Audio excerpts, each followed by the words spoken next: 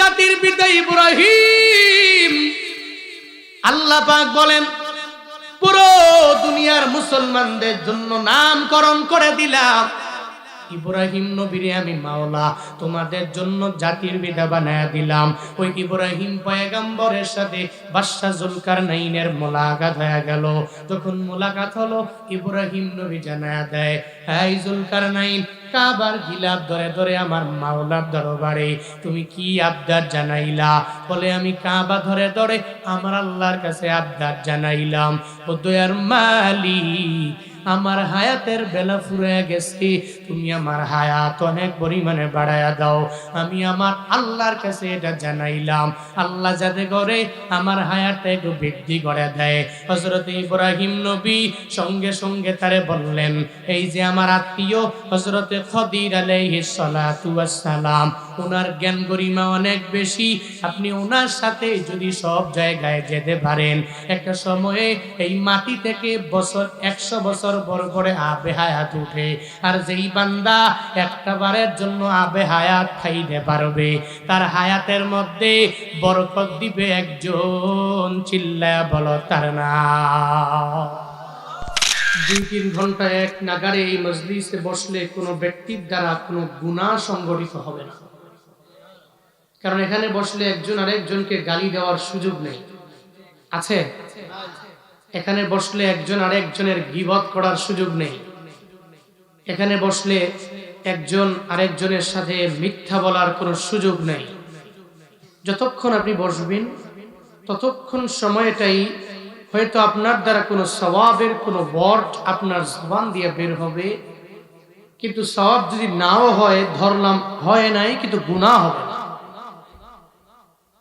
যেটা চা দোকানে বসলে হয়, চা দোকানে গেলেন, আপনি বড় বড় সুফি, বড় দরবেশ, আপনি বড় পীর, চা দোকানে গেছেন, যাওয়ার পরে দেখতেছেন 3-4 জনে মিলে ওই অমুক এলাকার মসজিদের ইমামের বিরুদ্ধে কথা বলছে। আপনি গিয়ে বলছেন, কি করছো? আমি তো ওই মসজিদের ইমামের বিরুদ্ধে কিছু বলছি। আসলে হ্যাঁ, আমিও তো কিছু জানি। চা দে, তাহলে দোকানদারের কাছে চা দে, বসুন, চা পান যা লাগবে আমি খাওয়াবো, এখন কি দোষ জানান একটু বলেন। এর বসাইয়া পরে একটা মুজমা বানায় নিল, বিষয় কি অমুক মসজিদের ইমাম, বিষয় কি ওই মাহফিলের বক্তা, বিষয় কি অমুক ওয়ার্ডের মেম্বার, বিষয় কি অমুক ইউনিয়নের চেয়ারম্যান, বিষয় কি ওই মাদ্রাসার শিক্ষক, বিষয় কি ওই হিফজখানা। এই বিষয়ে আরেকজনের অগোচরে যে আপনি বদনাম করছেন, সওয়াব হচ্ছে। প্রত্যেকটা কথা আপনি তার অগোচরে বলছেন গীবত। অথচ আল্লাহ পাক কিন্তু আপনাকে নিষেধ করেছেন গীবত করার জন্য, কিন্তু আপনি আল্লাহ পাকের নিষেধগুলো তো মানছেন না। তা থেকে নিজেকে বিরত রাখতে পারছেন না, রক্ষা করতে পারছেন না, হেফাজত করতে পারছেন না। ওয়ালা ইয়াগতাব বা'দুকুম বা'দা, আল্লাহ পাক বলছেন, আইয়ুহিব্বু আহাদুকুম আইয়াকুলা লাহমা আখিহি মাইতান ফাকারিহতুমু আত্তাকুল্লাহ। আল্লাহ পাক বলছেন, আইয়ুহিব্বু আহাদুকুম, গীবত যে করো, তোমাদের কেউ কি পছন্দ করবে? আইয়াকুলা লাহমা আখিহি মাইতান, তার মৃত ভাইয়ের গোশত ভক্ষণ করতে কি কোনো ব্যক্তি পছন্দ করবে? আল্লাহ পাক নিজে উত্তর দেন, ফাকারিহতুমু, বস্তুত তোমরা এটা পছন্দ করো। সো যখনই গীবত করো, আত্তাকুল্লাহ, কারে ভয় করো? আল্লাহকে। কিন্তু এখানে বসলে গীবত হবে না, এখানে বসলে পরনিন্দা হবে না, এখানে বসলে মিথ্যা হবে না, এখানে বসলে গালি দেওয়ার সুযোগ নেই। মসজিদে কোনো তালিমে বসলে গালি দেওয়ার সুযোগ হবে না। এজন্য এগুলোতে সময় বেশি দিবেন, বাজারের সময় অনেকাংশেই কম দিবেন। দেখবেন আপনার লাইফটা বড্ড সুন্দর। আল্লাহ পাক সেই তৌফিক বক্তা শ্রোতা উভয়কেই দান করুন। সকলেই পড়ি আমিন। আরেকটু জোরে পড়েন আমিন। শুরুতেই আমরা আল্লাহকে রাজি করার লক্ষ্যে প্রত্যেকে জবান খুলে একবার করে চিল্লায়া সমস্বরে পড়ি আলহামদুলিল্লাহ। আরেকবার জোরে করে পড়ি আলহামদুলিল্লাহ। সবাই আমার সাথে পড়েন আলহামদুলিল্লাহ حمدا كثيرا طيبا مباركا فيه يا ربي لك الحمد كما ينبغي لجلال وجهك وعظيم سلطانك আল্লাহ পাক এই জুমলা আমাদের জবান দিয়ে বের করার বদৌলতে আমাদেরকে দুনিয়া এবং আখিরাতে কল্যাণময় করেন, সকলেই পড়ি আমিন। আপনারা আমার পূর্বেই যে একজন আলোচক বয়ান করেছেন, উনি সারা বাংলাদেশেই বয়ান করেন। উনি ছাত্র, ওনার নিজেরই আছে, আমরা ওনার ছাত্রেরও তুল্য না। আমি কনফার্ম আপনারা ওনার বয়ান শোনার জন্যই আসছেন, বিপদে পড়ে বসে গেছেন। এজন্য বেশিক্ষণ কথা আমিও বলবো না, কারণ আমিও প্রতিদিন কথা বলতে বলতে কতক্ষণ আর বলা যায়। ওই অক্টোবরের 1 থেকে শুরু করছি, এখনো চলছে, 10 তারিখ পর্যন্ত মার্চের চলবে। সো সব মিলিয়ে আছি, আল্লাহ পাক রাখছেন কোন রকম, আলহামদুলিল্লাহ। ভালো খারাপে মিলে চলতেছি, আলহামদুলিল্লাহ। আল্লাহ যেভাবে রাখছেন শুকর আদায় করছি। এই জন্য আমিও লং টাইম ধরে কথা বলবো না, কিছুক্ষণ বলবো। একটু ধৈর্য সহকারে আপনারা বসলে আমি বলতে পারবো, কিন্তু বয়ান একটু শুরু করলে সবাই উঠে গেলে খারাপ লাগবে, আমিও বলতে পারবো না। আমি দোয়া দিয়া দিব, আল্লাহ পাক আমাদের সবাইকে একটু ধৈর্য সহকারে বসার তৌফিক দান করেন। আর একটু জোরে পড়েন আমিন। আল্লাহ পাক পবিত্র কালামুল্লাহ শরীফে বলছেন, রবের কি পরিমাণ ক্ষমতা, রবের কি পরিমাণ পাওয়ার, রবের কি পরিমাণ কর্তৃত্ব আছে পুরো দুনিয়ায়। এটা আল্লাহ পাক কোরআনের বিভিন্ন জায়গায় বারবার স্মরণ করে বান্দাকে জানিয়ে দেয় যে আমি রব, তোমার এমন রব, আমি রব চাইলেই উইদাউট এনি পারমিশন যে কোনো কাজ আমি করতে পারি। কারো কাছ থেকে অনুমতি নেওয়া লাগে না, কারো কাছ থেকে কোনো বেস্ট অ্যাডভাইস আমার অ্যাকসেপ্ট করা লাগে না। যে কোনো কিছু চাইলেই আমি করতে পারি, ওই ক্ষমতা আমি আল্লাহর আছে। এটা আল্লাহ পাক কোরআনে বিভিন্ন জায়গায় বলছে, লিল্লাহি মা ফিস সামাওয়াতি ওয়া মা ফিল আরদ। আল্লাহ বলেন, হে মানুষ, আসমানের নিচে জমিনের উপরে যা কিছু আছে সব আমি আল্লাহর জন্য, আমি আল্লাহ বানাইলাম। যতগুলা মাখলুক আমি আল্লাহ দুনিয়ার মধ্যে বানাইলাম, সব মাখলুকেরা আমি রবের গুণগান গায়। ওই যমুনা নদীর একটা মাছ পর্যন্ত আমি রবের গুণগান গাই। আমি রব হলাম এমন রব, এভরিথিং ফর আল্লাহ, সব হলো আমার মাওলার জন্য, মানে আল্লাহ বানাইলেন। আসমান আল্লাহ বানালেন, জমিনটা আল্লাহ বানালেন, দুনিয়া সব কিছু আমার মাওলা বানালেন। আল্লাহ পাক বলেন, আসমান আর জমিন আমি আল্লাহ বানাইলাম, মানুষ পর্যন্ত আমি আল্লাহ বানাইলাম। সব কিছুর কর্তৃত্ব আমার, ক্ষমতা আমি মাওলা খাটাইতে পারি। যতটুকু পরিমাণে পাওয়ার আমি আল্লাহর খাটানো লাগবে, আমি আল্লাহ পারি, কারো কাছ থেকে পারমিশন নেওয়া লাগবে না। আল্লাহ পাক বলেন, সব ক্ষমতা আমি রবের জন্য। মাঝে মাঝে কাউরে রাজত্ব দিয়া দিলাম, আবার কাউরে মাঝে মাঝে আমি আল্লাহ দিলাম না। কাউরে ইজ্জত দিয়া সম্মানে সর্বোচ্চ মাকামের মধ্যে কোন কোন ভান্ডারে পৌঁছায়া দিলাম, আবার কাউকে দেই নাই, লাঞ্ছিত অপমান করে তার চেয়ার থেকে আমি আল্লাহ ঘাট ধরে নামায়া দিলাম। কুলিল্লাহুম্মা মালিকাল মুলক তুতিল মুলকা মান তাশা ওয়া তানজিউল মুলকা মিম্মান তাশা ওয়া তুইজ্জু মান তাশা ওয়া তুযিল্লু মান তাশা।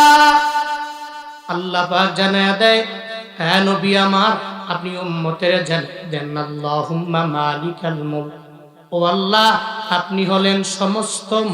এর মাঝে দুইজন হলো মুসলমান, দুইজন হলো মুশরিক। দুইজন মুসলমানের মাঝে একজন রে আমার মাওলা দুইটা বড় বড় নেয়ামত দিয়া দিলেন। 1 নম্বরে নবুয়ত, 2 নম্বরে খেলাফত। ওই সুলাইমান নবীকে আল্লাহ নবুয়ত দিয়া দিলেন, খেলাফত দিয়া দিলেন, ওনাকে দিলেন পুরা জাহানের বাদশাহী আমার মাওলা দিয়া দিলেন। 2 নম্বরে আমার আল্লাহ বাদশাহ যুলকারনাইন, যারে পুরা দুনিয়ার ক্ষমতাটা আমার মাওলা দিয়া দিলেন। আর বাকি 2 জন এরা এত পরিমাণে জালেম হয়ে গেল, আমার আল্লাহকেও মানে না, মানুষের উপরে এত পরিমাণ জুলুম নির্যাতন জ্বালায়। ওই 2 জনের মধ্যে 1 নম্বরে নমরুদ, 2 নম্বরে বখতে নসর। 2 জনকে আল্লাহ দিয়া দিলেন পুরা জাহানের খেলাফত। যেই 2 জন মুসলমানের মাঝে একজন নবী আর একজন বাদশাহ। সুলাইমান নবীকে আমার মাওলা এত পরিমাণে পাওয়ার দিয়া দিলেন, ক্ষমতাও দিয়া দিলেন। সুলাইমান নবীর ব্যাপারে আল্লাহ পাক কুরআনের বিভিন্ন জায়গায় জানায়া দিলেন, হ্যাঁ নবী আমার, আপনি যা চাইলেন আমি আপনারে সব পরিপূর্ণ করে দিয়া দিলাম। দাউদ নবীর ছেলে সুলাইমান, আল্লাহ পাক যেই দাউদ নবীরে পর্যন্ত অনেক বড় বড় মুজিজা দিয়া দিলেন। দাউদ নবীর পরে খেলাফত আর নবুয়ত পেয়ে গেল সুলাইমান আলাইহিস সালাম। ওনাকে পর্যন্ত আমার মাওলা এত বড় বড় বড় বড় মুজিজা দিয়া দিলেন। দাউদ নবীর মুজিজার অভাব নাই, একজন ছেলে হইয়া সুলাইমান নবীর পর্যন্ত মুজিজার কোনো অভাব নাই। আল্লাহ পাক রব্বুল আলামিন ওই সুলাইমান নবীরে অনেকগুলো বৈশিষ্ট্য একজনের দিয়া দিলেন, যা অন্য অনেক নবীরে পর্যন্ত আমার মাওলা দেয় নাই। আল্লাহ পাক রব্বুল আলামিন ওই সুলাইমান নবীরে এমন কিছু বৈশিষ্ট্য দিয়া দিলেন, এর মাঝে 1 নাম্বার, আল্লাহ পাক সুলাইমান নবীরে বায়ু প্রবাহ যেটা আছে ওটা ওনার জন্য অনুগত বানায়া দিলেন। মানে বায়ু প্রবাহ পরিপূর্ণভাবে ওনার অনুগত হয়ে গেল। আল্লাহ পাক এমন একটা তক্ত দিয়েছে যেটাকে তক্তে সুলাইমানি বলা হতো, যেই তক্ত দিয়া পুরা দুনিয়াটারে বাদশা সুলাইমান সুন্দর করে করে সুলাইমান আলাইহিস সালাম শাসন করত। ওই তক্তে সুলাইমানি কোনো তেল লাগে না, কোনো তেল লাগে না। আল্লাহ পাক জানায়া দেয়, ওয়ালি সুলাইমান আর-রিহ গুদুহা শাহরুন ওয়া রাওয়াহুহা শাহর। আল্লাহ পাক রব্বুল আলামিন সুলাইমান নবীরে এমন একটা বৈশিষ্ট্য দিয়া দিলেন, সদল বলে পুরা জাহানটা ঘুরতে পারে, 2 মাসের পথ 1 দিনের মাধ্যমে পার হয়ে যায়। আল্লাহ পাক বলেন, এটা সুলাইমান নবীর 1 নাম্বার বৈশিষ্ট্য আমি দিয়া দিলাম। আমি রব হলাম আসমানের মালিক। সুলাইমান নবীরে আমি আল্লাহ রাজত্ব দিয়া দিলাম এই দুনিয়ার। যেই সুলাইমান নবী রাজত্ব পায়া পায়া একটা সময় একটা জায়গায় ইনশাআল্লাহ বলে নাই, যার কারণে আমার মাওলা এত পরিমাণে রাগান্বিত হয়ে গেলেন, ক্রোধান্বিত পর্যন্ত হয়ে গেলেন। সুলাইমান নবীর এত ক্ষমতা, এত পরিমাণে পাওয়ার, এত পাওয়ার হওয়ার পরেও এক জায়গায় বলতে যায় ইনশাআল্লাহ বলে নাই।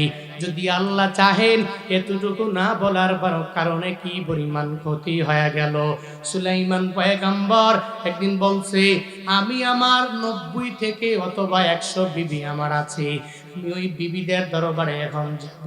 তাদের কাছে যা মেলামেশার পরে তাদের প্রত্যেকের গর্ভ থেকে একটা একটা করে পুত্র সন্তান চলে আসবে। আর এই পুত্র সন্তানেরা ঘোর সওয়ার হয়ে হয়ে দুনিয়ার মধ্যে আমার মাওলার পক্ষে জিহাদের ময়দানে নেমে যাবে।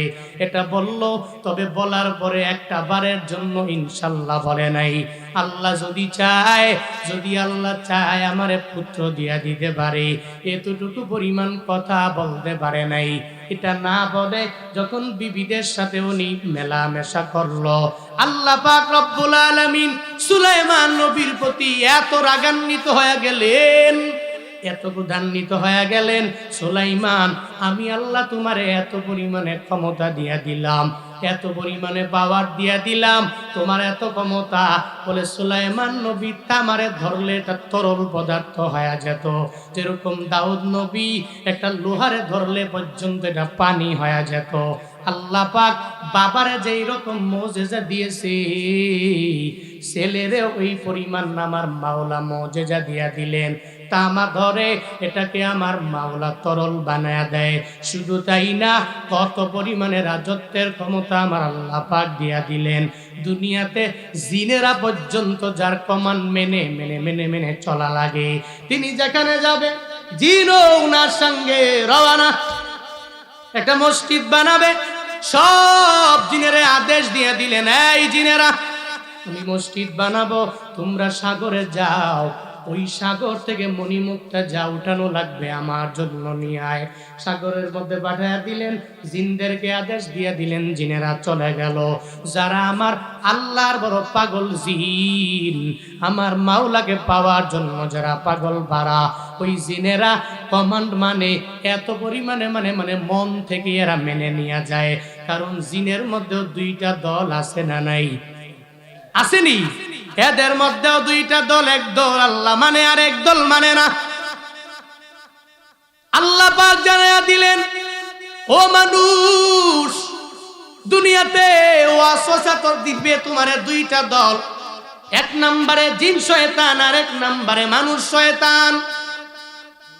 আল্লাযী ইউওয়াসবিসু ফি সুদুরিন নাস মিনাল জিন্নাতি ওয়ান নাস। আল্লাহ পাক বলেন, ওয়াসওয়াসা দিয়ে দিবে মানুষের অন্তরের মাঝে দুই দল, এক নম্বরে জিনের দলেরা আর এক নম্বরে মানুষের দলেরা। যারা এত পরিমাণে দুষ্ট হয়ে যাবে, ওই জিনদের মাঝেও দুষ্ট আছে, মানুষের মাঝেও বান্দা দুষ্টের কোনো অভাব নাই। আল্লাহ পাক এই জিন জাতিদের মধ্যে অনেকে আছে যারা আল্লাহরে মানে, আবার অনেকে আল্লাহরে মানে না। সুলাইমান নবী এই জিনদেরও পরিপূর্ণ এদের অনুগত বানায় নিলেন। এই জিনেরা সুলাইমান নবীর প্রত্যেকটা কথা মানতে রাজি হয়ে যায়। মসজিদ বানাবে, ওটা বানানোর জন্য অনেক পরিমাণে সাহায্য করতে লাগলো। কিন্তু যারা খারাপ জিন, এরাও সুলাইমান নবীর প্রমাণ মানে, এত পরিমাণে মানে সুলাইমান নবীর প্রমাণ মানে, তবে আল্লাহকে ভয় করে না। আবার মানুষের কাছে দূরে দূরে যাইয়া সুলাইমান নবীর বড্ড বদনাম করে। কেউ কেউ আল্লাহকে পাওয়ার জন্য কাজের মধ্যে লিপ্ত হয়ে যায়, আবার কেউ আল্লাহকে পাওয়ার লাগে না, সুলাইমান নবীর ভয় পর্যন্ত এরা কাজের মধ্যে লিপ্ত হয়ে যায়। কি জন্য এটা বলি? আল্লাহ পাক উনারে এত পরিমাণে ক্ষমতা দিয়া দিলেন, এত পরিমাণে রাজত্ব দিয়া দিলেন, এত বড় একটা বাদশাহী জিন্দেগি উনারে দিয়া দিলেন। এরপরেও সুলাইমান নবী ইনশাআল্লাহ বলে নাই। আল্লাহ পাক বলেন, ও সুলাইমান নবী আমার, আমি আপনার প্রতি পরিপূর্ণ ক্রোধান্বিত হয়ে গেলাম, রাগান্বিত হয়ে গেলাম। বান্দারে শুধুমাত্র এতটুকু পরিমাণ রাজত্ব দিয়েছে এমন না, আল্লাহ পাক রব্বুল আলামিন ওনারে এত পরিমাণে ক্ষমতা দিয়া দিলেন, সমস্ত পক্ষীকুলেরা পর্যন্ত ওনার অনুগত হয়ে গেল। উনি ডাক দিলে পাখি পর্যন্ত ওনার দরবারে হাজির হয়ে যায়। কি পরিমাণ ক্ষমতা জানো? ওই পাখিরা পর্যন্ত সুলাইমান নবীর কথা মানে। একদিন সুলাইমান আলাইহিস সালাম পাখিদেরকে ডাকলেন, এদেরকে আমার একটু মেহমানদারি করানো লাগবে। যখন দাওয়াত দিয়ে দিল, সব পাখিরা নবীর সামনে হাজির হয়ে গেল। এবার পাখিদের মাঝে খুঁজতে লাগলো, এই পাখিদের মাঝে আমার হুদহুদ পাখিটা কোথায় গেল? সবাই বলে হুদহুদ পাখি এখানে নাই, কেন যেন কোথায় জ্বলে গেল। এবার তো অনেক পরিমাণে সুলাইমান নবী গরম হয়ে গেলেন, কেন হুদহুদ পাখিকে খোঁজা লাগবে? এই পাখি কেন তার অনুগত হয়ে যাবে? আব্দুল্লাহ ইবনে আব্বাস রাদিয়াল্লাহু তাআলা আনহু, আব্দুল্লাহ ইবনে সালাম নও মুসলিমে এক ইহুদি সাহাবীরে জানায়া দেয়, হে আব্দুল্লাহ ইবনে সালাম, ওদিন সুলাইমান নবী কেন উনি ডাকলেন, হুদহুদ রে কেন ডাকলেন? অন্য পাখির সন্ধান কেন দেয় নাই? কেন তার খবর নিল? অন্যান্য পাখির খবর কেন নেয় না? যখন আব্দুল্লাহ ইবনে সালামের এই কথা জানায়া দেওয়া হলো, আব্দুল্লাহ ইবনে সালাম বলে, হ্যাঁ আব্দুল্লাহ ইবনে আব্বাস, ওই দিনে কেন এই হুদহুদ পাখির খবর নিয়েছে জাননি একটা মরুভূমির মধ্যে এরা চলে গেল। ওই মরুভূমির মধ্যে সৈন্যবাহিনীর ওনার কোনো অভাব নাই, ওখানে জিনেরাও আছে, ওখানে পাখিরাও ওনার সাথে হাজির হয়ে গেল। ওই জায়গায় পানিও নাই, পানির জন্য হুদহুদ পাখির সন্ধান করা লাগবে। হুদহুদ পাখি এমন একটা জিনিস, আল্লাহ পাক তার মাঝে এমন একটা বৈশিষ্ট্য দিয়া দিলেন, যদি আসমানের উপর দিয়াও ঘুরে, ওই মরুভূমির ভূগর্ভের মধ্যে কোথায় পানি আছে, পানি কোথায় প্রবাহিত হয়, এই ব্যাপারে হুদহুদ পাখিও বলতে পারে। এই ক্ষমতা আল্লাহ পাক সারা দুনিয়ার কেউ পাখিরে দেয় না। কে দিয়েছেন? আল্লাহ পাক দিয়েছেন। আসমান দিয়া ঘুরে বলতে পারে কোথায় ভূগর্ভের মধ্যে পানি প্রবাহিত হয়ে গেল, এই ব্যাপারে উনি ভালো করে জানে। এজন্য হুদহুদ পাখিটারে পরিপূর্ণভাবে খুঁজে নিলেন, সবাইরে বললেন তোমরা সবাই আসলা, আমার হুদহুদ কোথায় চলে গেল, ওই হুদহুদরে আমার দরবারে তোমরা নিয়ে আসো। পাখিরা পর্যন্ত সুলাইমান নবীর গুণগান গায়, পাখিরা পর্যন্ত ওই সুলাইমান নবীর এত অনুগত হয়ে গেল। এই আল্লাহর বান্দারা, শুধু তাই না, পিপিলিকারা পর্যন্ত ওনারে পরিপূর্ণ ভয় পায়, পিপিলিকারা অনুগত হয়ে গেল। পিপিলিকার ভাষাও উনি বুঝতে পারে, আমার মাওলা বৈশিষ্ট্য দিয়া দিলেন। সুলাইমান পয়গম্বর একটা বড় বিশাল এলাকা পার হবে, সৈন্যদল আছে, পক্ষীকুলেরাও আছে, জিনেরাও আছে, এদের নিয়ে আরেকটা জায়গায় অতিক্রম করবে।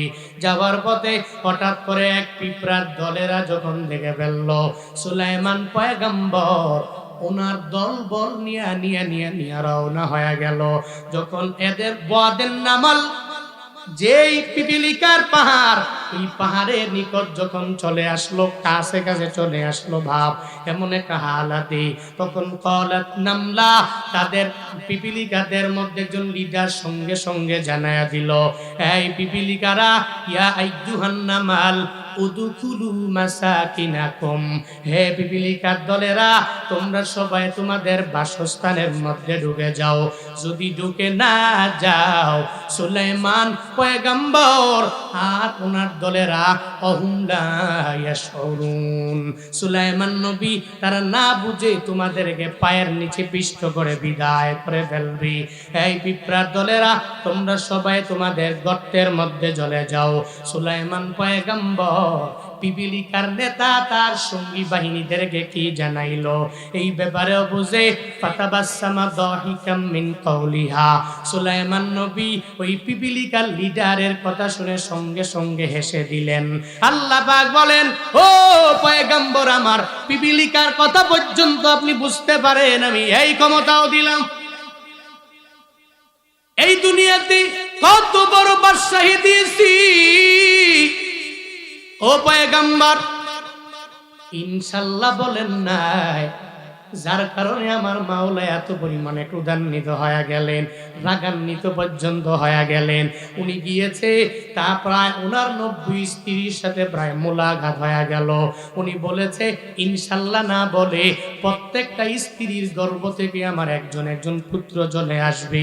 ওই পুত্রটা যদি আসে, আমি এদেরকে ঘোড়সওয়ারি বানাইয়া এরপরে আমি এদের পরিপূর্ণ বাড়াইয়া দিব, ঘোড়সওয়ারি বানাবো, এদেরকে জিহাদের ময়দানে নিয়ে যাব, আমি এদেরকে জিহাদের জন্য গড়ে তুলব। কিন্তু ইনশাআল্লাহ বলে নাই। আল্লাহ পাক রব্বুল আলামিন সুলাইমান পয়গম্বরের প্রতি রাগান্বিত হয়ে গেলেন। ওই 90 জন স্ত্রীর গর্ভ থেকে আমার মাওলা একটা ছেলেও দেয় নাই, যাই একটা দিয়েছে ওটা মৃত্যু হয়ে দুনিয়ার মধ্যে ফিরে আসলো, যেটা অকল্যাণ বয়ে আনবে, পশ্চিমকালেও কল্যাণময় হবে না। মৃত একটা ছেলে দুনিয়ার মধ্যে আসলো, এক দাসী সুলাইমান নবীর কাছে গেল, যা বলে, হে সুলাইমান, আপনার সব স্ত্রীর গর্ভ থেকে কোনো পুত্র সন্তান আসে নাই, একটাই যে আসলো, এই পুত্র সন্তানটা মৃত হয়ে দুনিয়ার মধ্যে আসলো, ওনাকে নিয়ে দিয়া দিল, ধরেন আপনার মৃত সন্তানটারে আপনারে দিয়া দিলাম। সুলাইমান পয়গম্বর ভাবে, আমি যে আমার ওই সব স্ত্রীর কাছে আমি সাক্ষাৎ করার জন্য রওনা হয়ে গেলাম, আমি বাদশা হতে পারি, আমার ক্ষমতা অনেক পরিমাণে থাকতে পারে, কিন্তু আমার যে দয়ার মালিক, এই আসমানের রব আমার আল্লাহ, এই জমিনের রব আমার আল্লাহ আমারে পর্যন্ত বানাইলেন, বাদশাহীও দিয়া দিলেন।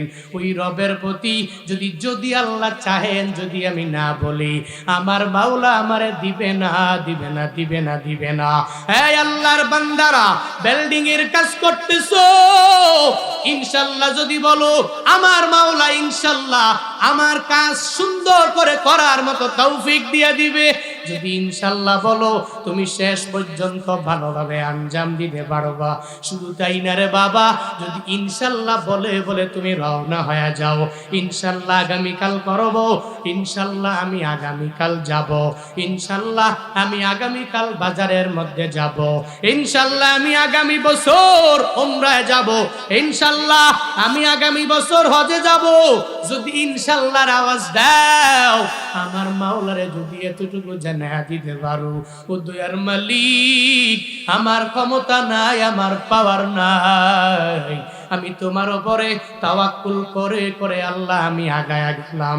বান্দা তুমি বাদশাহ হও, তুমি গরিব হও, তুমি মধ্যবিত্ত যাই হও না কেন, যদি ইনশাআল্লাহ বলে বলে প্রত্যেকটা কাজ তুমি যদি পরিচালনা করো, আমার মাওলা গজব দিবে না, বরকত দিয়া ভরপুর করে দিবে, ঠিক কিনা? আল্লাহ পাক বরকত দিয়ে দিবে ইনশাআল্লাহ। বলো বড় ফায়দা। সুলাইমান পয়গম্বর, আল্লাহ পাক দুনিয়াতে 4 জনের রাজত্ব দিয়া দিলেন। 1 নম্বরে সুলাইমান আলাইহিস সালাম রাজত্ব দিয়া দিলেন, একটা ভুল করার কারণে আমার মাওলা দেয় নাই। এই বান্দারা, 2 নম্বরে জুলকারনাইন দিয়া দিলেন। যেই বাদশা জুলকারনাইনের পরিপূর্ণ লাইফস্টাইল যদি কোনো মুসলমানেরা পড়ে, ও কর্ষিনকালেও এই বান্দা অহংকার করতে পারে না, সর্বাবস্থায় বান্দা বিনয়ী হয়ে চলবে, হিংসা করবে না, মানুষের সাথে অন্যায় আচরণেরা করবে না, মানুষের সাথে অন্যায় ব্যবহারেরা করতে পারবে না। যেই জুলকারনাইনের আল্লাহ পুরা দুনিয়ার বাদশাহী পর্যন্ত দিয়া দিলেন। যেই জুলকারনাইন হায়াত বৃদ্ধি করার জন্য একদিন কাবার সম্মুখে রওনা হয়ে গেল। কাবায় যাওয়ার পরে কাবার কালো গিলাফ ধরে ধরে আমার মাওলার দরবারে আবদার জানায়, ও দয়ার মালিক, আমি তোমার গিলাফ ধরে ধরে ধরে আমি তোমার দরবারে আবদার জানাইলাম রে আল্লাহ, আমার হায়াতের বেলা ফুরে গেছে, তুমি আমার হায়াতটা অনেক পরিমাণে বৃদ্ধি করে দাও। পুরা দুনিয়ার বাদশা এই কাবার কালো গিলাফ ধরে ধরে আমার মাওলার কাছে আবদার জানায়, ও দয়ার মালিক, তুমি আমার হায়াতের বেলা ফুরে গেছে, হায়াতটারে অনেক পরিমাণে বৃদ্ধি করতে জানাইয়া এই দোয়া করে যখন বের হয়ে যাবে, বের হয়ে যাওয়ার পথে আমাদের খলিলের সাথে মুলাকাত হয়ে গেল। ওই খলিলকে আমাদের জাতির পিতা হযরত ইব্রাহিম আলাইহিস সালাম, মিল্লাতা আবিকুম ইব্রাহিম হুয়া সাম্মাকুমুল মুসলিমিন, জাতির পিতার নাম কি? সবাই বলেন, তোমাদের জাতির পিতা ইব্রাহিম। আল্লাহ পাক বলেন, পুরো দুনিয়ার মুসলমানদের জন্য নামকরণ করে দিলাম ইব্রাহিম নবীরে আমি মাওলা তোমাদের জন্য জাতির পিতা বানায়া দিলাম। ওই ইব্রাহিম পয়গম্বরের সাথে বাদশা জুলকারনাইনের মোলাকাত হয়ে গেল। যখন মোলাকাত হলো, ইব্রাহিম নবী জানায়া দেয়, এই জুলকারনাইন, কাবার গিলাফ ধরে ধরে আমার মাওলার দরবারে তুমি কি আবদার জানাইলা? বলে, আমি কাবা ধরে ধরে আমার আল্লাহর কাছে আবদার জানাইলাম, ও দয়ার মালিক, আমার হায়াতের বেলা ফুরে গেছে, তুমি আমার হায়াত অনেক পরিমাণে বাড়ায়া দাও। আমি আমার আল্লাহর কাছে এটা জানাইলাম, আল্লাহ যাতে করে আমার হায়াতটা একটু বৃদ্ধি করে দেয়। হযরত ইব্রাহিম নবী সঙ্গে সঙ্গে তারে বললেন, এই যে আমার আত্মীয় হযরত খদির আলাইহিস সালাতু ওয়াস সালাম, ওনার জ্ঞান গরিমা অনেক বেশি। আপনি ওনার সাথে যদি সব জায়গায় যেতে পারেন, একটা সময়ে এই মাটি থেকে বছর 100 বছর পর পরে আবে হায়াত উঠে। আর যেই বান্দা একটা বারের জন্য আবে হায়াত খাইতে পারবে, তার হায়াতের মধ্যে বরকত দিবে একজন। চিল্লায়া বলো তার নাম। 100 বছর পরে পরে আবে হায়াত উঠে। যদি কোনো বান্দা খাইতে পারে, আল্লাহ হায়াত বাড়ায়া দিবে। ও যুলকারনাইন, এই খাজির আলাইহিস সালামের সাথে দৌড়াও। যদি উনার সাথে তুমি সব জায়গায় যেতে পারো, একটা জায়গায় গেলে তুমি পেয়ে যাবে ওই জায়গায় আবে হায়াত আছে। ওই আবে হায়াত তুমি যদি খাও, তোমার হায়াত এমনিতে আল্লাহ বাড়ায়া দিবে। খিজির নবীর সাথে যখন যুলকারনাইন সব জায়গায় যায়, একদিন খিজির আলাইহিস সালাম আর ওই যুলকারনাইনের সাথে একটু ডিস্টেন্স হয়ে গেল, একটু দূরত্ব হয়ে গেল। যখন ডিস্টেন্স হয়ে গেল, সঙ্গে সঙ্গে খিজির আলাইহিস সালাম দেখি সামনে আবে হায়াত মাটি থেকে উপরে উঠে আসলো। ডাক দিল, এই যুলকারনাইন, তোমার হায়াত যদি বৃদ্ধি করতে চাও, তাহলে এই আবে হায়াত আমার সামনে দেখা যায়, যদি একবার তুমি খায়া নিতে পারো, অটোমেটিক্যালি তোমার হায়াত আমার আল্লাহ অনেকাংশে বৃদ্ধি করে দিবে। সঙ্গে সঙ্গে এটা বলার পরে যুলকারনাইন আস্তে আস্তে ওই আবে হায়াতটা মাটির নিচে চলে গেল। কেউ কেউ বলেন খিজির আলাইহিস সালাম এই আবে হায়াতটা মুখে নিয়ে উনি খেয়ে ফেলেছে। আবার কেউ কেউ বলেন এই খিজির আলাইহিস সালাম আবে হায়াত খাওয়ার বদৌলতে আল্লাহ পাক রব্বুল আলামিন ওনার হায়াতটাকে এত পরিমাণে বৃদ্ধি বানায়া দিলেন। কোন ইমামের মতে আমার মদিনাওয়ালা নবীর মৃত্যুবরণের সময়ে নবীর জানাজায় হযরতে খিজির আলাইহিস সালাম ছিল হাজির।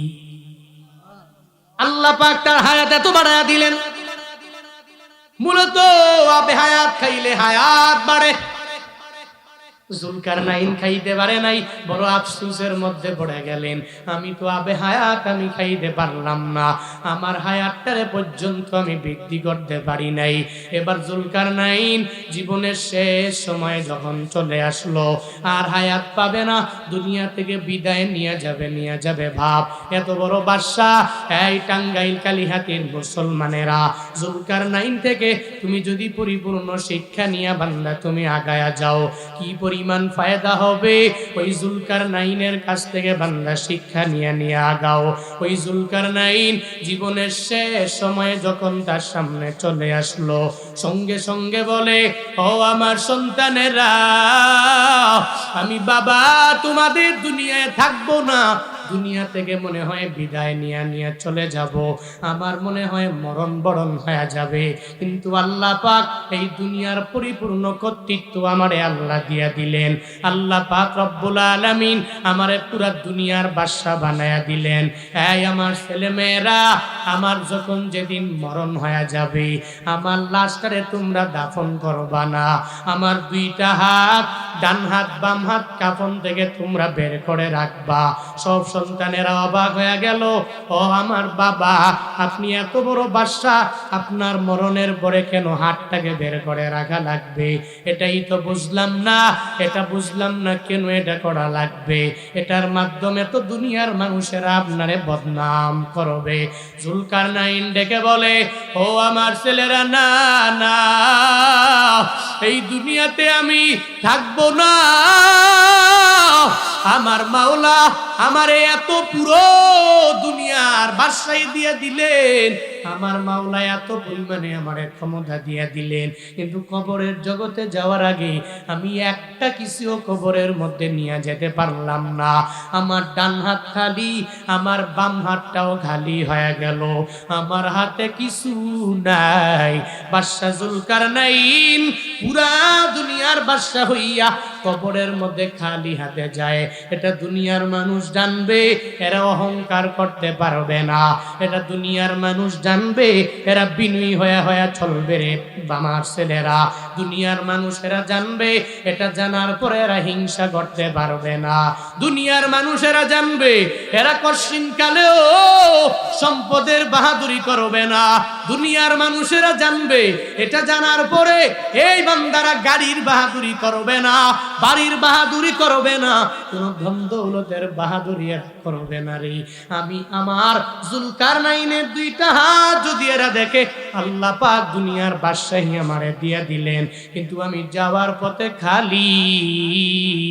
দুনিয়াতে আমি আসছি একা, খালি হাত নিয়ে আমি দুনিয়ার মধ্যে চলে আসলাম, আবার খালি হাত নিয়ে আমার চলে যাওয়া লাগবে। এটা দুনিয়ার মুসলমান প্রত্যেকটা অহংকারীদের জন্য শিক্ষা, ঠিক না? সবার জন্য শিক্ষা। জুলকারনাইন এত বড় ক্ষমতাওয়ালা, এত বড় পাওয়ারওয়ালা, পুরো দুনিয়ার বাদশাহী পেয়ে গেলেন, হায়াতের জন্য কান্নাকাটি করলেন, হায়াত বৃদ্ধি হয় নাই, মারা গেলেন, দুনিয়া থেকে বিদায় নিয়ে চলে যাবেন। সন্তানের কাছে ওসিয়ত করলেন, আমার দুইটা হাত কাফন থেকে বের করে রাখিও, যাতে করে অন্তত পক্ষে দুনিয়ার মানুষগুলো আমাকে দেখে শিক্ষা নিতে পারে। আমি এত বড় দুনিয়ার বাদশা হওয়ার পরেও এমটি হ্যান্ডে আমি কবরে যাচ্ছি, এমটি পকেটে আমি কবরে যাচ্ছি।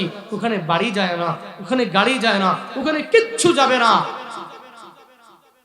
দুনিয়ার মানুষগুলো আমাকে দেখবে, আমাকে দেখে দেখে চিনবে, আর নিজেকে নিজে চিনবে কেমনে? অহংকার থেকে নিজেকে বাঁচানোর মাধ্যমে, হিংসা থেকে নিজেকে বাঁচানোর মাধ্যমে, পরনিন্দা থেকে নিজেকে বাঁচানোর মাধ্যমে, চুগলখড়ি থেকে নিজেকে বাঁচানোর মাধ্যমে। এরা যখন আমার কাছ থেকে শিখতে পারবে, এই উম্মাহ অহংকার থেকে বেঁচে কামিয়াব হয়ে যাবে, এই উম্মাহ হিংসা থেকে নিজেকে বাঁচিয়ে রেখে কামিয়াব হয়ে যাবে। সুবহানাল্লাহ। আল্লাহ পাক ক্ষমতা দিয়া দিলেন চারজনের, এর মধ্যে এক নাম্বার নবী সুলাইমান, দুই নম্বরে দিয়া দিলেন যারে, ওর নাম জুলকারনাইন, তিন নম্বরে যেই মুশরিক রে আমার মাওলা বাদশাহী দিয়া দিলেন, ওর নাম হলো নমরুদ। ও আল্লাহ মানে না, মানুষের উপর জুলুমের স্টিম রোলার চালায়া দেয়, নির্যাতনের পর্যন্ত স্টিম রোলার চালায়া দেয়, মানুষের মানুষও মনে করে না। এত খারাপ হয়ে গেল, যদি মূর্তি পূজায় লিপ্ত হয়ে গেল, আমার আল্লাহর পর্যন্ত সে মানতে রাজি হয় না। নমরুদের কাছে ইব্রাহিম নবী দাওয়াত দেওয়ার পরে মাথা গরম হয়ে গেল।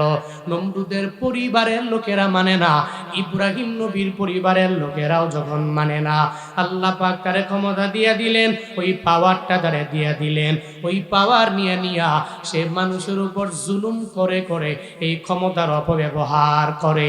বান্দারে দুনিয়াতে আল্লাহ অনেক বান্দারে লিডার বানায়া দেয়, অনেকের এই তো আমার আল্লাহ নেতা বানায়া দেয়। তবে কোন নেতা দেখবেন, নেতা হওয়ার পরে মানুষের এত পরিমাণে সম্মান করে, মানুষের এত পরিমাণে শ্রদ্ধা করে। হবিগঞ্জের ব্যারিস্টার সুমন পুরা এলাকার মাঝে এত পরিমাণ সম্মান করে মানুষেরা। ওনার নির্বাচনের মনে হয় 10-15 দিন আগে পুরা হবিগঞ্জ টাউনের মধ্যে আমার প্রোগ্রাম। ওখানে যাওয়ার পরে উনি নিজে হিসাব বয়ানের আগে সুন্দর করে বক্তব্য দিয়ে দিল। আমি নিজের চোখে তাকায়া দেখলাম এলাকার লোকেরা এত পরিমাণে মহাব্বত করে। ওই মাহফিল কমিটি আমাকে নিজেই জানায়া দিল, হুজুর যদি সুষ্ঠুভাবে ভোট হয়ে যায় তাহলে উনি 96% মানুষের ভোট উনি পেয়ে যাবে, আর বাকি যে রাজারা আছে এরা 4% পেয়ে যাবে। মানে 100 ভাগের মধ্যে 96 ভাগ সে পেয়ে যাবে, বাকিরা 4 ভাগ পেয়ে যাবে। এই মানুষগুলো একটা লিডারের জন্য এরা এত পরিমাণ পাগল বাড়া হয়ে গেল। উনি কোন দল করে জানার দরকার নাই, উনার এলাকার লোকেরা উনারে কেমন মহাব্বত করে ওটা হলো মূল বিষয়। বান্দারে দুনিয়াতে এমন অনেক লিডার আছে যেই লিডাররা টাকা দিয়েও মানুষের কিনতে পারে না, মানুষের মহাব্বত কামাই করতে পারে না। উপর দিয়া নেতা সামনে আসতে বলে ধন্যবাদ, ও নেতা আপনার মতো নেতা আমার উপজেলায় লাগবে, আমার ইউনিয়নে লাগবে, আমার ওয়ার্ডের মধ্যে লাগবে। যখন নেতা ওই ব্যক্তি সামনে থেকে যখন দূরে চলে যায়, অগুচরে যাওয়ার পরে তখন আর নেতার গুণগান গায় না, চা দোকানে বসে বসে এই নেতার বদনাম করে আসে নানা। সবাই সবার ভালোবাসা পায় না। আল্লাহ পাক কাউরে লিডারের বড় নেতা বানালেন, এলাকার মধ্যে নেতা বানায়া দিলেন। কেউ ভালো, কেউ হয়ে যাবে খারাপ। দুনিয়ার বাদশাহী দুইজন মুসলমানের দিয়া দিলেন, এরা সুন্দরভাবে করলো। নমরুদ তো সুন্দর করে নাই। ইব্রাহিম নবী দাওয়াত দিলেও মানতে রাজি হয় না। ইব্রাহিম নবী একদিনের মেলায় যাওয়ার পরে এদের ঘরের মধ্যে ঢুকে গেল। ঘরের মধ্যে মূর্তির ঘরে ঢুকে ছোট ছোট মূর্তিগুলোকে ভেঙ্গে ভেঙ্গে চুরমার করে দিল। একটা পর্যায়ে লাস্ট বড় মূর্তিটারে ভাঙ্গে না, একটা কুঠার হাতের মধ্যে নিয়া কাঁধের মধ্যে ঝুলাইয়া চলে যায়। কাঁধের মধ্যে নিয়া যখন ইব্রাহিম নবী রওনা হয়ে গেলেন, কাঁধের মধ্যে ঝুলাইয়া দিলেন বড় মূর্তি। এরা মেলা থেকে যখন মূর্তি ঘরের মধ্যে আসে, নমরুদ তাকায়া দেখে ওই মূর্তিগুলো একটাও দুনিয়ার মধ্যে টিকে নাই। একটা শুধু আছে কোন রকম, তাও আবার কাঁধের মধ্যে কুঠার ঝুলাইয়া রাখছে। বাকিগুলোরে ভেঙ্গে চুরমার করে ফেললো। একটার হাত নাই, আর একটার পা নাই, আর একটার মাথা নাই, আর একটার কান নাই। ভেঙ্গে চুরমার করে দিয়ে ইব্রাহিম নবী চলে গেল। নমরুদ আইসা দেখে মাথা বড় গরম। নমরুদের মাথা গরম হয়ে গেল, কে এই মূর্তিগুলোরে ভেঙ্গে চুরমার বানায়া ফেললো। যখন এটা বলে সঙ্গে সঙ্গে এবার লোকেরা তারে জানায়া দিল, সামি'না ফাতাইয়াযকুরুহুম ইউকালু লাহু ইব্রাহিম। আমরা শুনেছি এমন একটা যুবকের কথা, যেই যুবকটা আমাদের এই মূর্তিগুলোকে ভেঙ্গে চুরমার করে দিল। এই যুবক নাকি আমাদের মূর্তির ঘরের মধ্যে আসছে, আর প্রত্যেকটা মূর্তিকে ভেঙ্গে ভেঙ্গে চুরমার করে দিয়া বড় মূর্তি কাদের মধ্যে কুঠারটারে ঝুলায়া রেখেছে। নমরুদের মাথা আরো গরম হয়ে গেল। ইব্রাহিম নবীর নাম শোনার পরে এবার সৈনিক পাঠাইয়া দিল, যাও যাও ওই ইব্রাহিমের আমার দরবারে আন, ওই ইব্রাহিমের আমার জিজ্ঞাসাবাদ করা লাগবে। এত বড় সাহস হয়ে গেল, আমাদের মূর্তিগুলোকে ভেঙ্গে চুরমার করে দিল। নমরুদ যখন ডেকে আনলো, ইব্রাহিম নবী নমরুদের সামনে দাঁড়ানো। নমরুদ ডেকে বলে, হে ইব্রাহিম, আমার মূর্তিগুলো তুমি ভেঙ্গেছো। একটা বারের জন্য ইব্রাহিম নবী বলে নাই আমি ভাঙছি ভাঙ্গি নাই, এটা একটা বারের জন্য বলে না। সঙ্গে সঙ্গে তারে বলে, ওই মূর্তি ঘরের মধ্যে চলেন, ওই জায়গায় গিয়া প্রমাণ হয়ে যাবে কে ভেঙ্গেছে, কে ভেঙ্গে চুরমার করে দিল। সঙ্গে সঙ্গে নমরুদের লইয়া মূর্তি ঘরের মধ্যে চলে গেল। এবার ইব্রাহিম নবী কয়, আমি ভেঙ্গেছি নাকি তারা ভেঙ্গেছে, নাকি কে ভেঙ্গেছে, এখানেই তো অটোমেটিক প্রমাণ হয়ে যাবে। সঙ্গে সঙ্গে ওই জায়গায় যখন চলে গেলেন প্রমাণ দেওয়ার জন্য, এবার দেখে বড় মূর্তি কাদের মধ্যে কুঠার ঝোলানো। এবার ইব্রাহিম নবী কয়, দুনিয়ার স্বাভাবিক নিয়ম কি, যার হাতে কুঠার থাকবে সেই তো মূর্তিগুলাকে ভেঙ্গে চুরমার করে ফেললো, যার হাতে অস্ত্র থাকবে সেই তো হত্যাকারী বলে বিবেচিত হয়ে যাবে।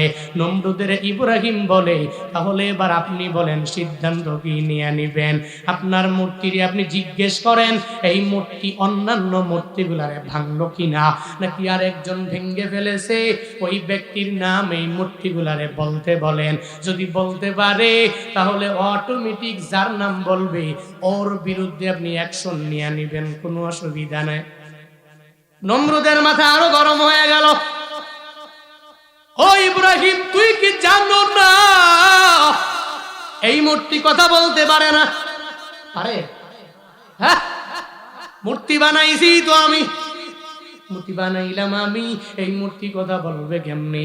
আমি মাটি দিয়ে এর বানাইলাম, সে তো নিজে নিজে কথা বলতে পারে না, ভেঙ্গেছে কে, ওর নামটা কেমনে বলবে? এবার ইব্রাহিম নবী কয়, হ্যাঁ নমরুদ, আমার মাওলার এত বড় ক্ষুধাদ্রোহী হয়েছো, আমার আল্লাহরে বাদ দিয়া এমন মূর্তি পূজার মধ্যে তুমি লিপ্ত হয়ে গেলা, যেই মূর্তিগুলো তোমাকে দিতে পারে না, যেই মূর্তিগুলো কথা পর্যন্ত বলতে পারে না।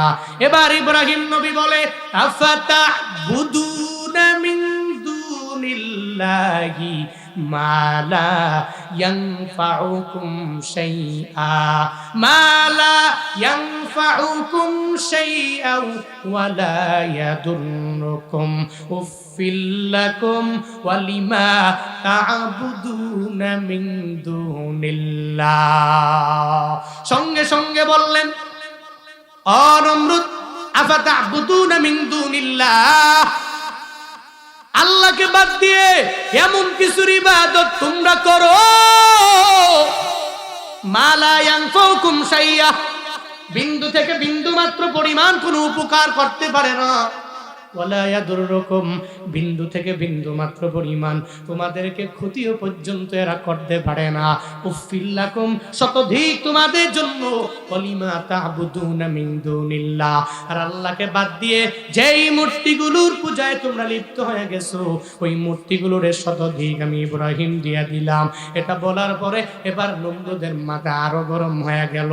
এত বড় সাহস তোমার, আমার মূর্তি কথা বলতে পারে না বলে এই মূর্তিগুলোকে তুমি মূর্তি ঘরে ঢুকে ভেঙ্গে চুরমার করে দিবা, এটাই বুঝি তোমার পরিচয়।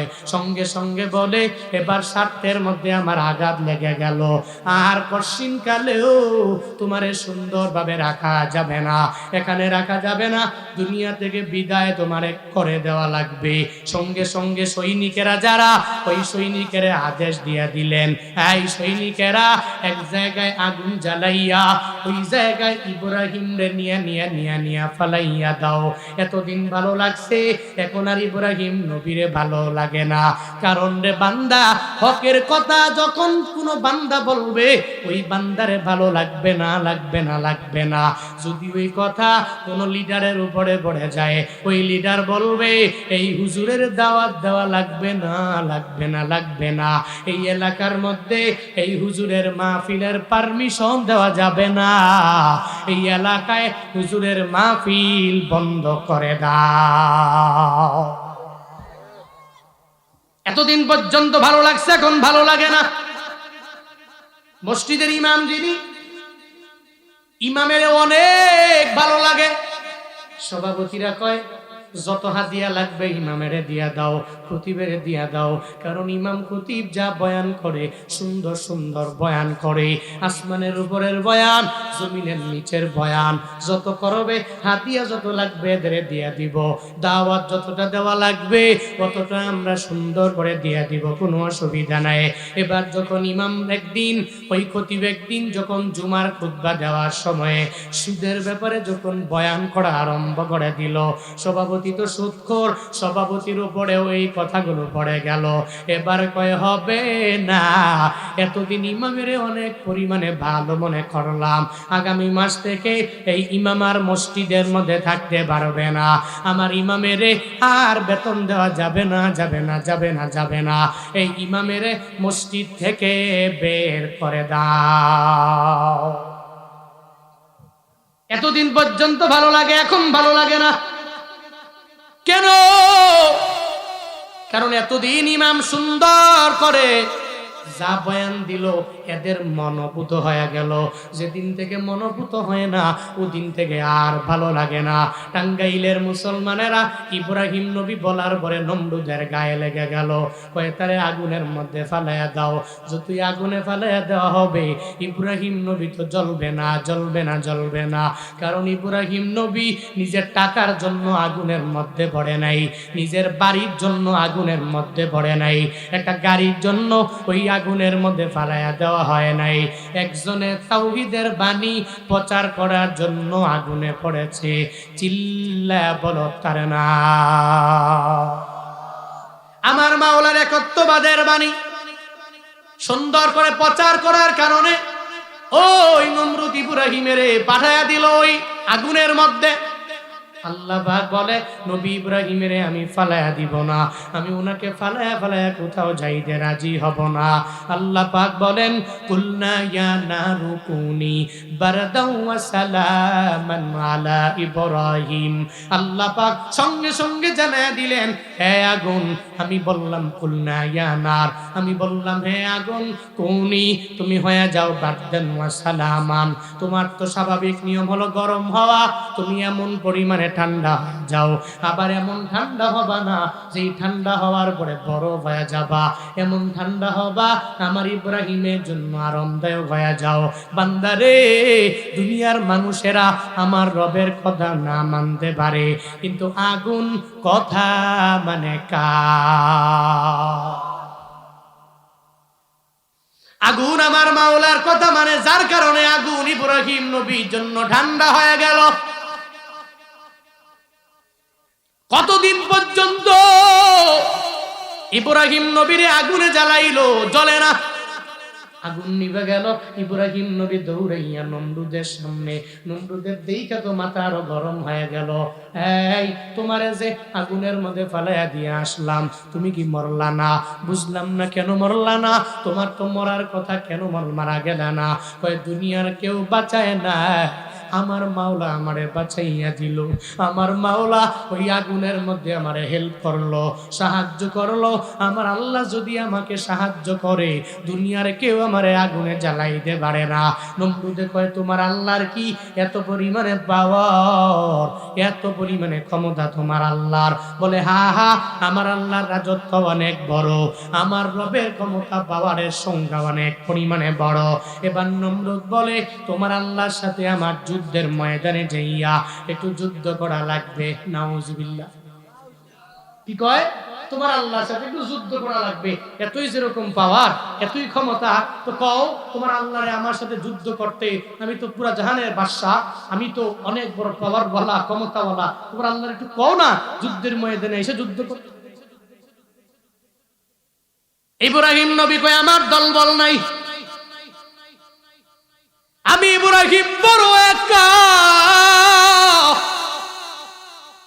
আমি একা হয়ে গেছি, আমার কেউ নাই, এদের সাথে আমি যুদ্ধ করেও পারবো না। ইব্রাহিম নবী যখন এই কথা বলল আমি যুদ্ধ করে পারবো না, আমার মাওলার উপরে তাওয়াক্কুল করে বলল আল্লাহ গো, তুমি যদি যুদ্ধ করতে মন চায় ওর সাথে তুমি করতে পারবা, কোনো অসুবিধা নাই।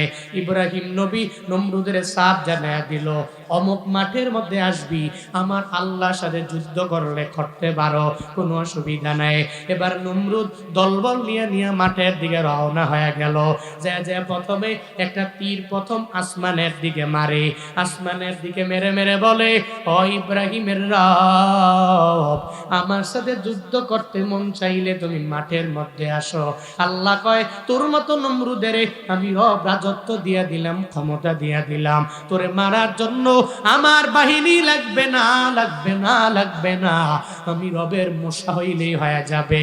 একটা মূসার দল আমি আল্লাহ পাঠাইয়া দিব, ওই মূসার দলেরাই তোরে কামড়াইয়া এই ময়দান থেকে বিতাড়িত করতে পারি।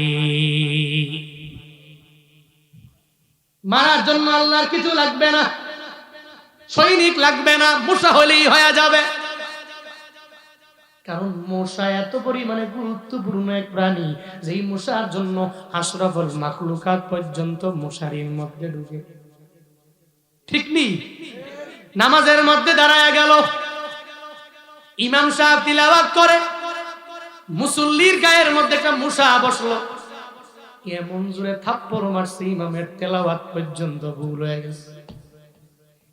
হ্যাঁ, না মারলে হয় না, না এরা মারতেই হয়।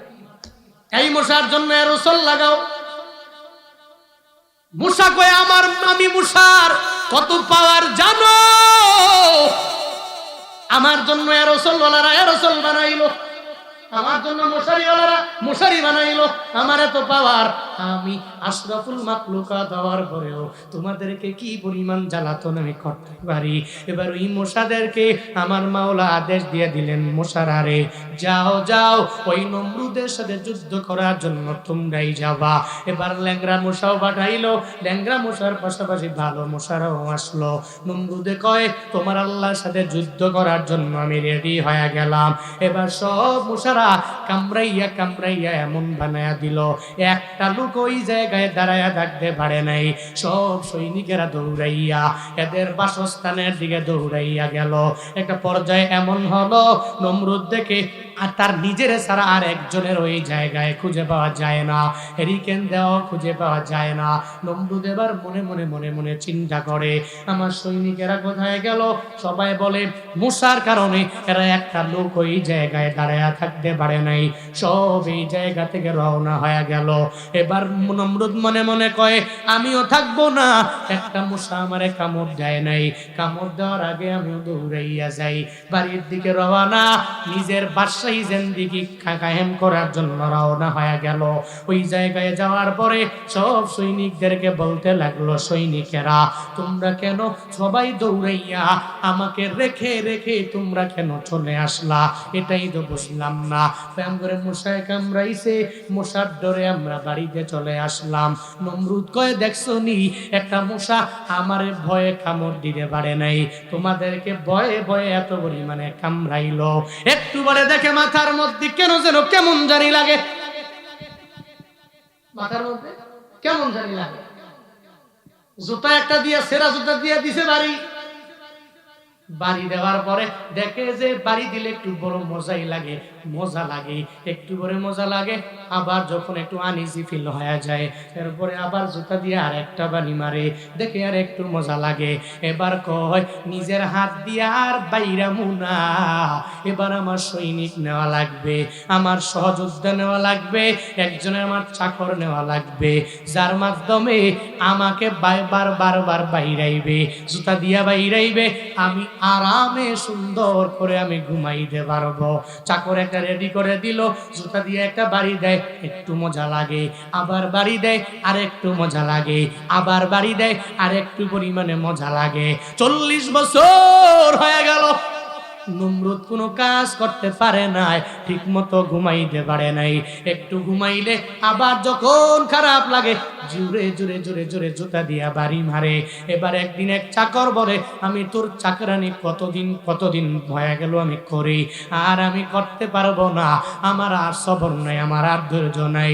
সঙ্গে সঙ্গে একটা পাথর দিয়া এমন জোরে জোরে মাথার মধ্যে বাড়ি মারলো। বাড়ি মারতে দেরি, পুরা জাহানের বাদশা যারে আমার মাওলা বানাইছিলেন, জান্নাত কামাই করতে পারে নাই, নিজের জালেম বানায়া জাহান্নামী হয়ে গেলেন। ল্যাংরা মশা আমার মাওলা দরবারে চলে যা। আল্লাহ পাক যুগে যুগে কত নেতারে এমন পরিমাণে হেনস্থা করলেন,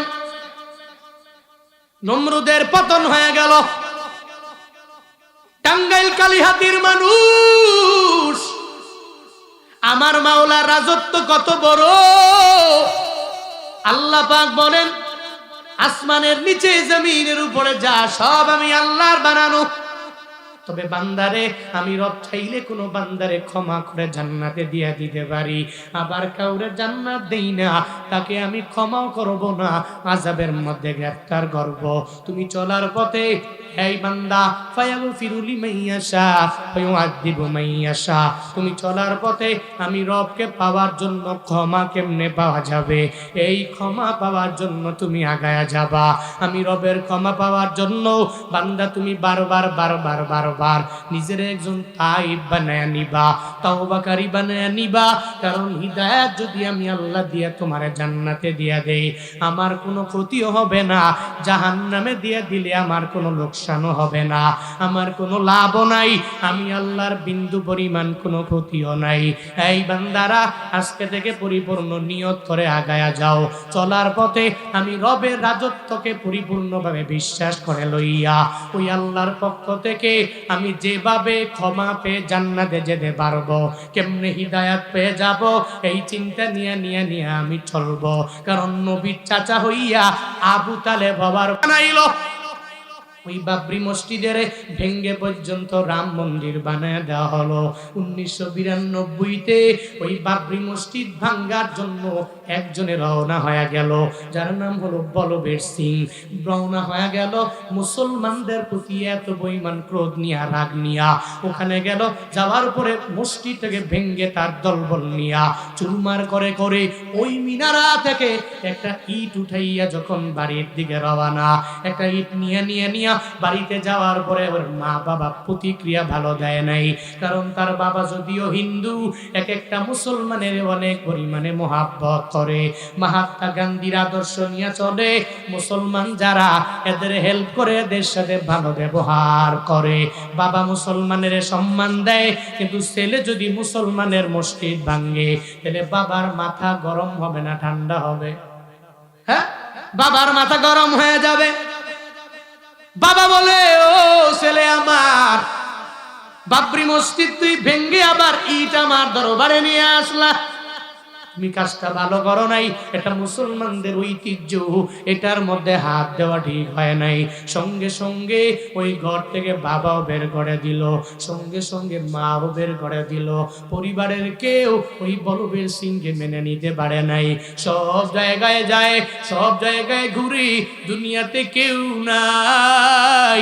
নিজের মা বাবা পর্যন্ত ঘর থেকে বের করে দিয়ে দিল। ঘর থেকে বের হয়ে সব জায়গায় জায়গায় ঘুরে ভারতের ওই করিম সিদ্দিকীর কাছে যখন একদিন চলে গেল, যা বলে, হে করিম সিদ্দিকী, আমি বাবরি মসজিদটাকে ভেঙ্গে চুরমার করার জন্য মুসলমানদের প্রতি রাগান্বিত হইয়া, এই মুসলমানদের প্রতি ক্রোধান্বিত হইয়া আমি ওই বাবরি মসজিদ ভাঙ্গার কাজে নিজের একজন সহযোগী বানায়া নিলাম।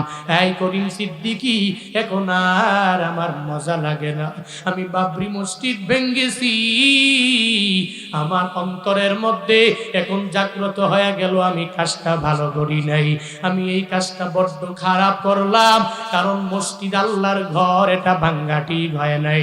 ইসলাম সম্পর্কে করিম সিদ্দিকী ওনারে বুঝায়া দিল, ও বলবীর সিং, তুমি কাজটা ঠিক করো নাই, মসজিদ দুনিয়ার কোনো মানুষের না, এই মসজিদ একজনের ঘর, চিল্লায়া বলো তার না।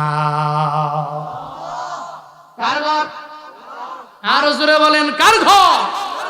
আমার মাওলার ঘর তুমি ভেঙ্গেছো, তোমার এটা ঠিক হয় নাই। বলে, আমার কি করা লাগবে? বলে, একটু তওবা করে করে কালিমা পড়ে মুসলমান হয়ে যাও, নিজের পবিত্র বানায় নাও, পবিত্র বানাইয়া কালেমা পড়ে পড়ে এরপরে তওবা করো, এরপরে নিজের ইসলামের দিকে তুমি সুন্দর করে ঝুঁকিয়ে নাও। এবার ওই বলবীর সিং তার হাতে কালিমা পড়ে মুসলমান হয়। মসজিদ ভাঙলো যে, কালিমা পড়ে পড়ে মুসলমান হইয়া গেল। এবার মনে মনে নিয়ত করে নিল, আমি বাবরি মসজিদটা ভেঙ্গে চুরমার করার জন্য আমার বন্ধু বান্ধব নিয়া আমার দলবল নিয়ে আমি রওনা হয়ে গেলাম। আমি আমার লাইফে আমি একটা মসজিদ ভেঙ্গেছি, এই একটা মসজিদের বদৌলতে নিয়ত করে নিলাম, আমি একটা মসজিদ বানাবো এমন না, দুইটা মসজিদ বানাবো এমন না, আমি নিয়ত করে নিলাম আমার লাইফে মৃত্যুর আগে আমি 100টা মসজিদ আল্লাহর ঘর বানাবো। নিয়ত করেছে কয়টা বানাবে? আমি 100 ঘর আল্লাহর ঘর বানাবো। আল্লাহ কয়, হিদায়াত কোন সময় দিই বান্দা তুই জানোস না? বাবরি মসজিদ ভাঙলো, ওই ব্যক্তিটা কালিমা পড়ে মুসলমান হয়ে গেল, কিন্তু উনার যে নিয়তটা পূরণ হয় নাই। তবে 91টা মসজিদ জমিনের মধ্যে নির্মাণ করে আল্লাহর এই বান্দা এই দুনিয়া থেকে বিদায় নিয়ে চলে গেল। কি বুঝাইতে চাইলাম, আপনারা তো আগের জামানার আগের যুগের কাহিনী শুনেন, বলে আল্লাহ হিদায়াত দেয়। এখনো বান্দা কিছু কিছু মানুষ আছে আমার মাওলা হিদায়াত দিয়া দেয়, এত পরিমাণে হিদায়াত। ওই বান্দা চোর, কিন্তু আল্লাহ হিদায়াত দিয়া দেয়। ওই বান্দা ডাকাত, একজনের সংস্পর্শে গিয়া হিদায়াত পেয়ে যায়।